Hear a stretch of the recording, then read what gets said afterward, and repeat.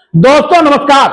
महेश सिंह का अभिवादन स्वीकार करिए। दोस्तों, क्या फतेहपुर जिले का प्रशासन किसी हादसे का इंतजार करता रहता है या फिर जो संबंधित विभाग हैं उनकी मटर गश्ती है? दरअसल में लखनऊ में हुई कोचिंग सेंटर की आगजनी की घटना के बाद अब फायर ब्रिगेड विभाग हरकत में आया। आपको बता दें, फतेहपुर जिला मुख्यालय में दर्जनों की संख्या में मॉल संचालित हैं, दर्जनों की संख्या में होटल संचालित हैं। इसके अलावा तमाम अस्पताल और निजी व्यावसायिक प्रतिष्ठान संचालित हैं, जिन पर फायर से संबंधित जो सेफ्टी होनी चाहिए वो सेफ्टी है।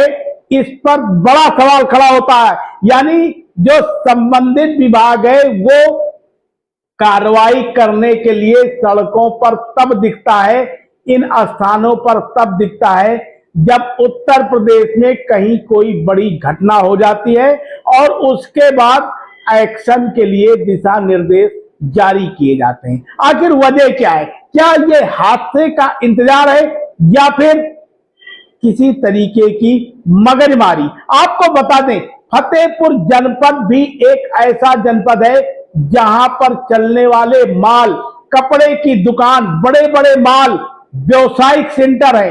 तमाम ऐसे व्यावसायिक सेंटर हैं जिन पर आप जिस दरवाजे से एंट्री कर रहे हैं उसी दरवाजे से बाहर आएंगे। यानी आज की घटना हो जाए तो अंदर बैठे लोग या तो पूरे तरीके से झुलस जाएंगे, यानी हादसे का शिकार होना उनका स्वाभाविक है। दूसरा दरवाजा कहीं पर भी नहीं है। आखिर ये एनओसी देने वाले करते क्या है? या फिर एनओसी के नाम पर बड़ी बड़ी ठेकेदारी ली जाती है और पूरे तरीके से सेटिंग गेटिंग की जाती है। दर्शकों, ये बड़ा मामला है। समय समय पर इस मामले को उठाए जाने के प्रयास भी किए गए हैं, लेकिन इसकी जिम्मेदारी जिले के अफसरों की है, इसकी जिम्मेदारी फायर ब्रिगेड की है, जिसको एनओसी देना है, सुरक्षा की पूरी एनओसी देना है। लेकिन ये अफसर पूरे तरीके से तमाम आरोपों से घिरे रहते हैं।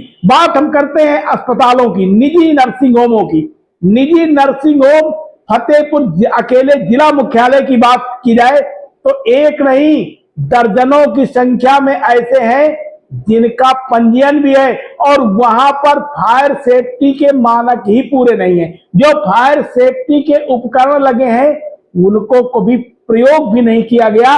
वो चलते हैं कि नहीं चलते हैं, यही हाल कलेक्टरगंज, देवीगंज, हरिहरगंज, पटेल नगर, चौक बाजार, बाकरगंज सहित तमाम ऐसे व्यवसायिक प्रतिष्ठान हैं जहां पर फायर ब्रिगेड के जवान जाते तो हैं, लेकिन यहां पर इनको एनओसी के नाम पर बड़ा खेल चलता है। यानी एग्जैक्ट दो दरवाजे होने चाहिए, एक एंट्रेंस का तो दूसरा एग्जैक्ट, यानी अंदर और बाहर जाने के रास्ते होने चाहिए, आपातकालीन दरवाजे होने चाहिए, लेकिन यहां पर ऐसा कुछ नहीं है। दर्शकों, जिला मुख्यालय के तमाम ऐसे व्यवसायिक प्रतिष्ठान हैं जो सुरक्षा की दृष्टि से पूरे नहीं है, उनके मानक पूरे नहीं है और ऐसे में किसी भी समय यदि बड़ी घटना हो जाए तो इससे इनकार नहीं किया जा सकता है। आखिर इसका सब जिम्मेदार कौन है? इसके पीछे की कहानी क्या है, यह भी आप समझ लीजिए। दरअसल में सब कुछ बड़ा खेल चलता है। फायर ब्रिगेड के का जो विभाग है, इस विभाग के जिम्मेदार अधिकारी समय समय पर अभियान ही नहीं चलाते हैं। लिस्ट बनती है और बताया जाता है कि सेटिंग गेटिंग का मामला कर लिया जाता है। निजी स्कूल भी एक नहीं दर्जनों की संख्या में ऐसे हैं जहां पर कंजेस्टेड इलाके में है और इन इलाकों में जरूरत पड़ने पर एम्बुलेंस भी नहीं पहुंच सकती है। दर्शकों, फायर ब्रिगेड की गाड़ियां तो छोड़ दीजिए। मल्टीनेशनल यहां पर व्यवसायिक प्रतिष्ठान है, इन व्यवसायिक प्रतिष्ठानों की ऊंची ऊंची इमारतें हैं और जरा गौर से कभी देखिए कि यदि आगजनी की घटना हो जाए तो दमकल का विभाग यहां कैसे पहुंच सकता है, किस तरीके से पहुंचेगा? क्या यहां पर जो उपकरण लगे हैं वो उपकरण काम कर रहे हैं, तो यह भी पूरे तरीके से बेईमानी साबित होगी। तो दर्शकों, आपको बताएं कि आपको अपनी सुरक्षा स्वयं करनी है, आपको अपनी सुरक्षा के लिए खुद कोशिश करनी है, ना तो इन व्यावसायिक प्रतिष्ठानों से जुड़े लोगों को इसकी सुरक्षा की चिंता है और ना ही प्रशासन को शायद इसकी चिंता है। यही वजह है कि अब लखनऊ में हुई हादसे के बाद सब हरकत में आए हैं और जांच पड़ताल शुरू हो गई है। लेकिन ये कितने दिन तक जांच पड़ताल चलेगी?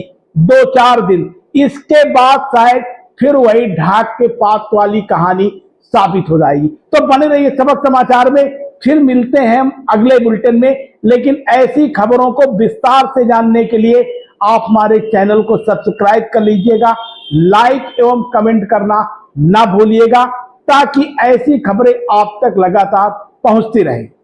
आप देख रहे हैं शपथ समाचार।